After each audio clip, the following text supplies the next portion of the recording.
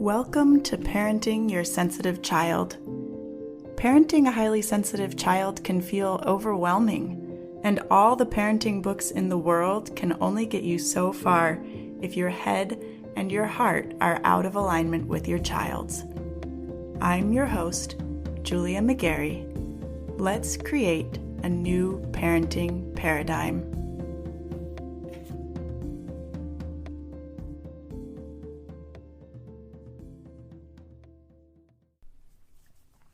Hey y'all, I want to talk a little bit about transparency today. In my business, in my values, I really want to be as transparent as possible with all of you listening.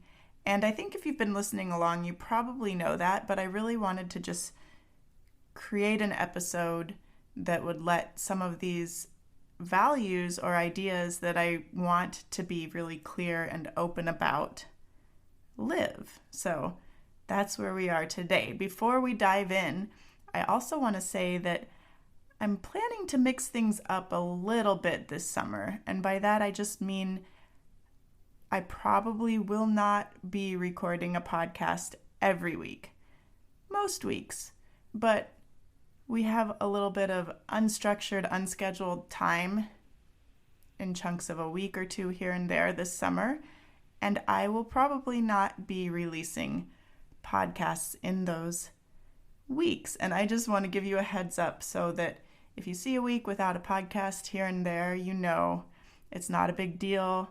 It doesn't mean that the podcast is ending. It just means there's other life happening, right? And I wanted to say that here too, so that as we move forward, sometimes there will be weeks when I'm sick or my family's sick and I don't release an episode. Just know this is a good time to come back to some of the older episodes, to listen to some episodes maybe you haven't listened to yet, or just take a break and listen to yourself and your own knowing and circle back to the podcast in a week or so, and we'll be moving forward as usual. All right? So, just a few things that I want you to know about me, that I want to be really transparent about.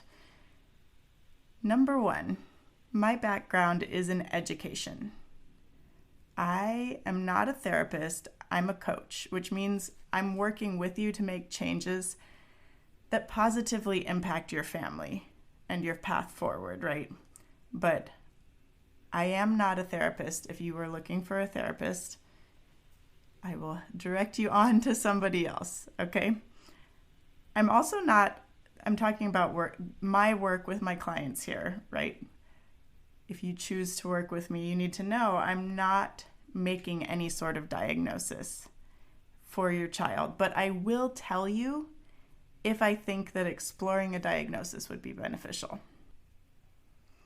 And you don't need a diagnosis for your child to work with me. So maybe you've gone through the evaluation process and come away with no diagnosis. Maybe you haven't explored that at all. Maybe your child has a diagnosis, but you aren't getting the support you need as a parent. All of these are okay. You are all welcome here. All right? And listen, I know if you're listening to this podcast, not everybody here is going to work with me one-on-one, but I want to share this with you so that you know where I stand in general. Like, all of these things apply to just listening to the podcast, just learning from what I'm sharing with you, right? You don't need to know for sure if your child is highly sensitive to be listening to this podcast. The things that I'm sharing on the podcast, on my email list, and then also with my coaching clients, those things, they're going to be helpful for you no matter whether you know for sure what is going on for your child, if you know your child's highly sensitive, if you have a diagnosis for your child, or if you're just really not sure and all you know is that you're struggling, right? Okay, so you're all welcome here, and I am here to support you in whatever capacity I can. Okay? All that said, I also really want to be transparent in some of the thinking I've been doing behind the scenes and some of the ideas that I'm working with around neurodiversity and the way different brains work, right? I want to be really clear that I don't think you can talk about high sensitivity or being highly sensitive in a vacuum. Being highly sensitive is a temperament trait, and that means one can be highly sensitive and autistic, highly sensitive and have ADHD, or be highly sensitive and gifted. A lot of my clients have kids that are gifted or twice exceptional, which just means that they're gifted and they have a learning difference, an additional learning difference of some sort, right? So I aim to be inclusive, and I'm doing a lot of work behind the scenes to deepen my understanding of neurodiversity and to show up in a way that is neuroaffirmative. I'm planning to talk a bit more about autism on the podcast. And specifically next week, I'm planning to talk in more depth about PDA profile autism. I think this is a form of autism that often goes undiagnosed and actually can often be really confused with being highly sensitive, or coexist with being highly sensitive, right? So I think it's important that we have this conversation. That's the direction I'm going next week. Now, as I'm talking about more expansive forms of neurodiversity, I want to also be clear that I'm not perfect.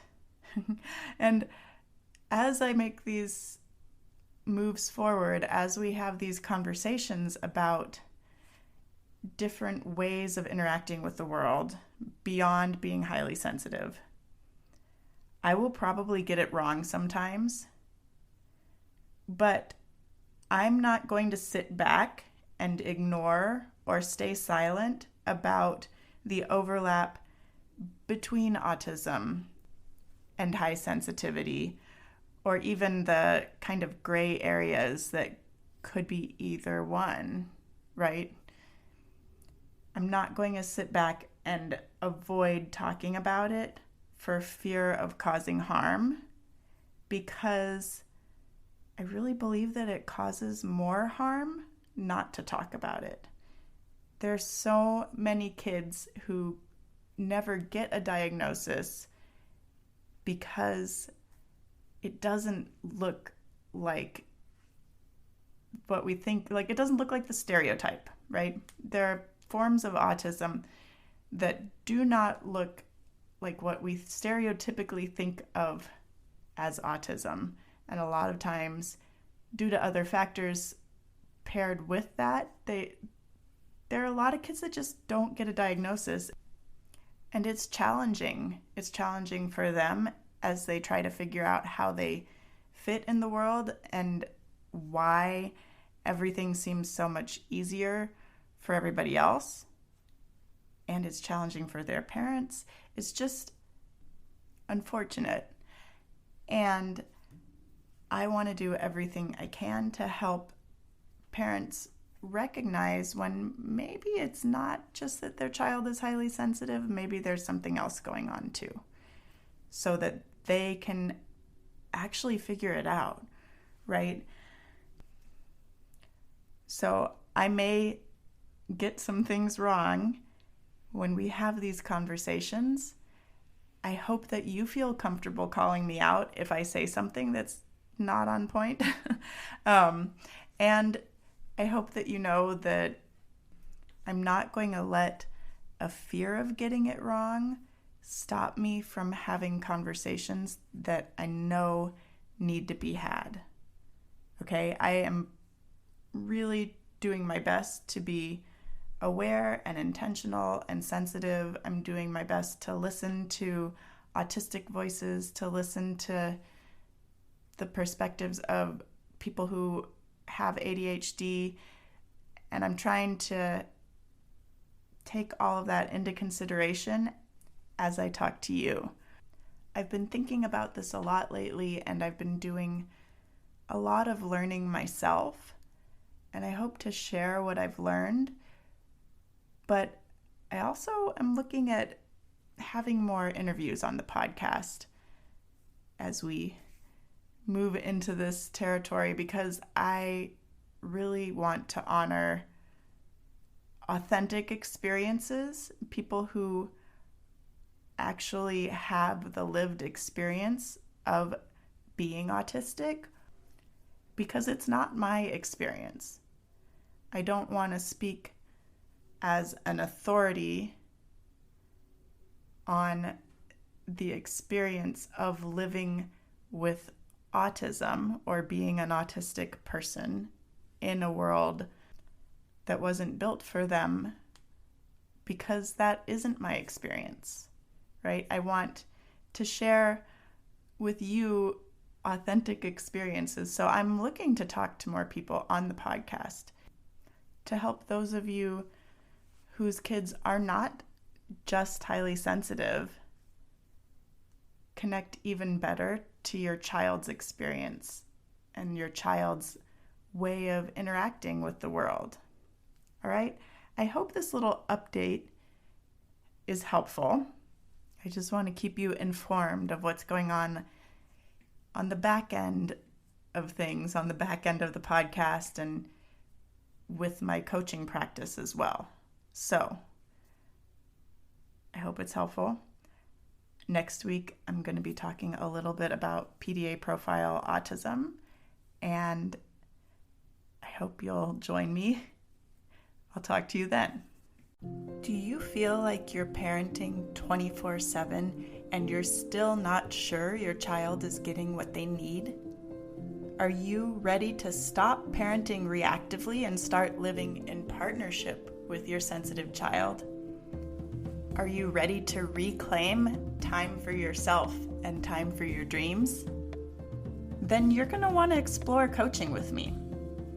I help my clients tune out all the noise, better understand their kids, build a parenting strategy that meets their family's specific needs, and do the mindset work necessary to implement that strategy consistently without sacrificing themselves in the process. To get started, just head over to partnerpath.com, click on coaching, and get your free consultation set up. Let's get to know each other.